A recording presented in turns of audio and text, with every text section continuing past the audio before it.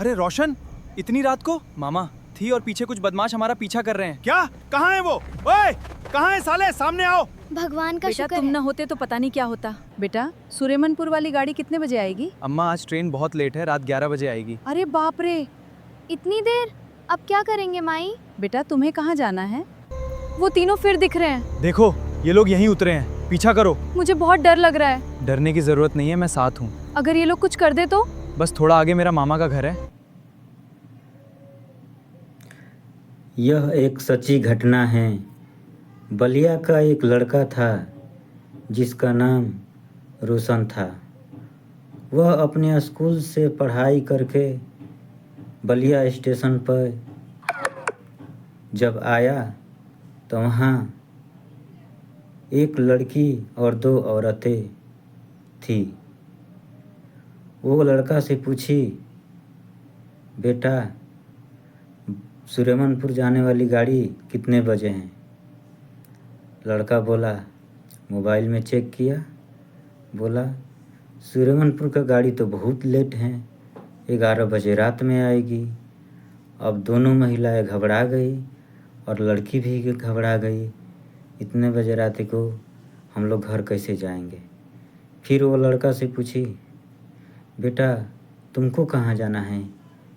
रोशन बोला, मेरे को भी सुरेमनपुर ही जाना है। वो अपना गांव का नाम बताया। फिर दोनों महिलाएं बोली, ये तो मेरा ही गांव का नाम है, हमको पहचानते हो? लड़का बोला, नहीं हमारा बाहर में घर है, आप लोगों का गांव के भीतर होगा, इसलिए मैं नहीं जान पाया। फिर वो दोनों महिलाएं बोली, ठीक है हम लोगों के साथ चलना। ट्रेन आई 11 बजे रात में। अब वो चारों ट्रेन में बैठ गए। तब तक 3 बदमाश आ कर के ऊपर वाली सीट पे बैठ गए। गाड़ी चलने लगी। कुछ देर के बाद टीटी आया और बदमाशों से पहले टिकट मांगा, तो उन लोगों के पास टिकट नहीं था। फिर वो लेकर पकड़ के लेके चला गया। फिर स्टेशन आया तो पता नहीं कैसे वो छूट गए। अब छूटने के बाद अब ये स्टेशन आया, अब ये चारों उतर गए और ये भी उतर गए।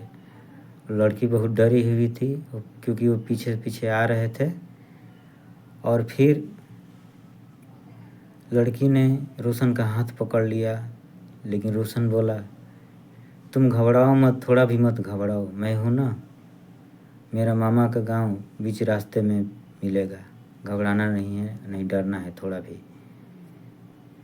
फिर वो रास्ते में चलने लगा।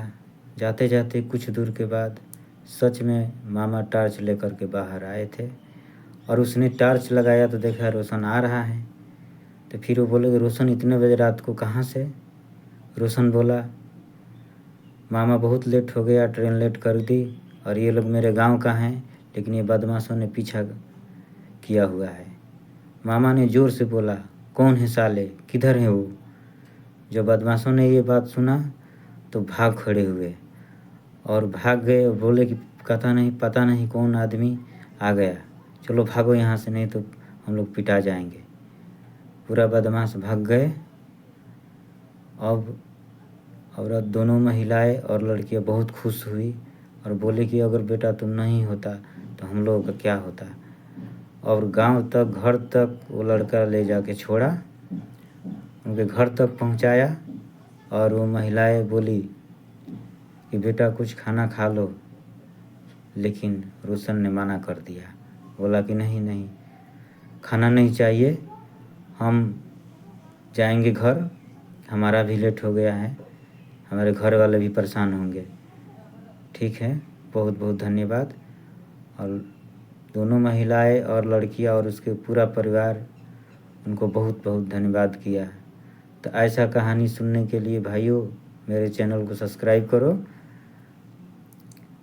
और अच्छा कहानी आप लोगों को सुनाया जाएगा। लेकिन चैनल को सब्सक्राइब, लाइक और शेयर, कमेंट करना न भूलें। नमस्कार।